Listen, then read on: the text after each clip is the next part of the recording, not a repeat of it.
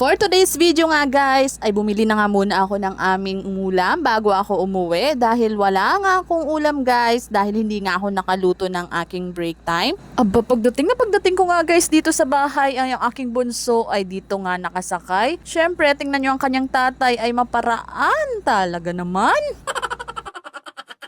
Kung tayong mga nanay ay madiskarte, ang kanyang tatay naman ay maparaan. Ganon lang yon. Pagtutularan, nakakahawa. Tapos maya-maya nga guys, ay pumunta nga dito ang mga taga-alaga ng aking mga anak na sobrang babait. At ayan na nga guys, akala ni Liit ay sasama nga siya kay tatay, pero hindi naman. It's a prank, Liit.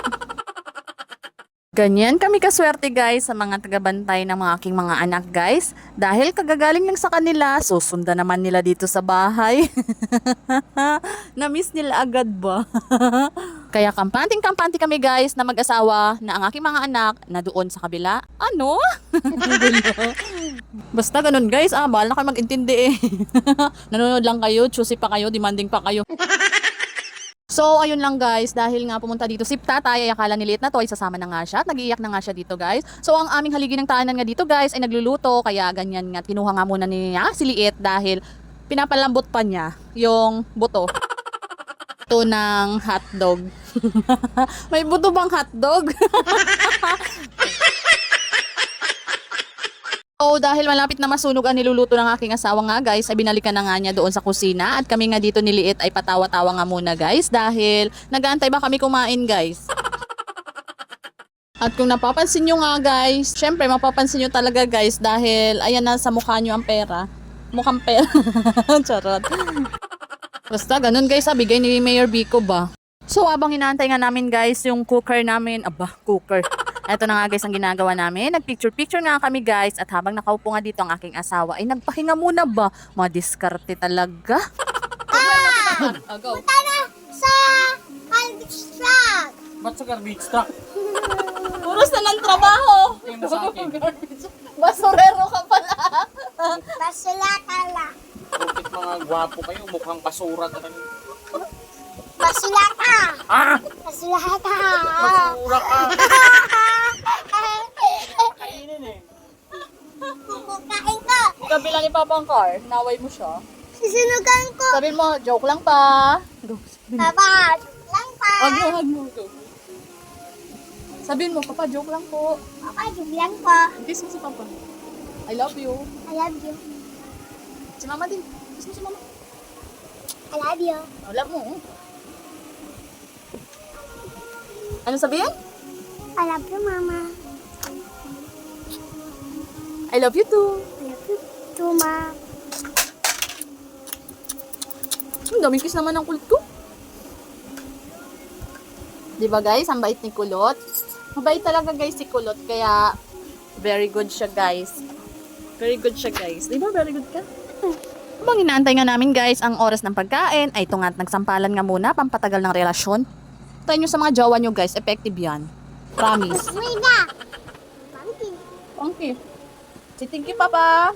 Gusto ko. Thank you Pa. Ayaw. Mamaya, pagkatapos. Ano sabihin? Thank you Papa. Yummy? Yummy, no? Good? Papa. Gusto daw, Ma. Ano po nga, Papa? Thank you Papa. Thank you po, Papa. Yummy? Yummy yan ah. Yummy. Yummy. Hi! Daddy. Pa-cute. Huh?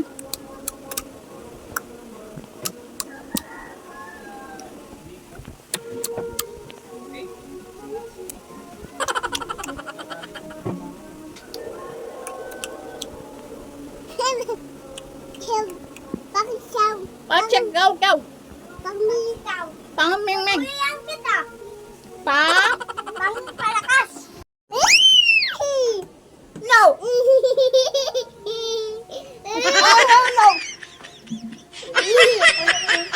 Gusto lang yan. Sa juice yan? No.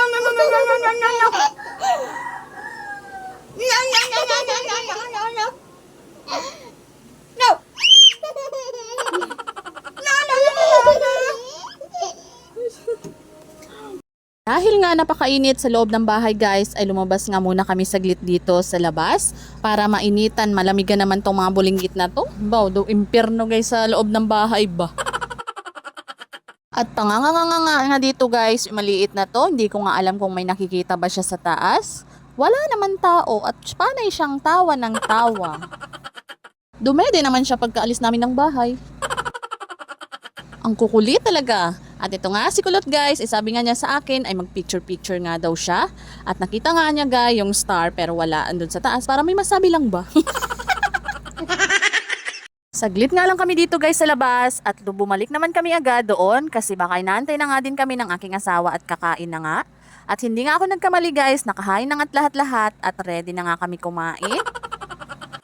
At inuna nga ng aking asawa guys pakain si Kulot na to dahil paboritong-paborito na nga niya yung hotdog guys. Syempre ako guys, paborito ko din talaga yung hotdog niyan, lalo't pag yung nagsubo ng hotdog niya at naglagay ng hotdog sa plato ko yung asawa ko. Yun, ganon.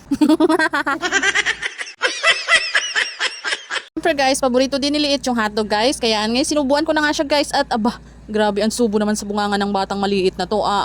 At syempre, maparaan talaga ang aking asawa guys. Gumagawa talaga siya ng paraan para lumamig ang kanyang pinapakain at ang kanyang kanin na kakainin ni Kulot. Sabay mo na nga din paypay tong ulo ko.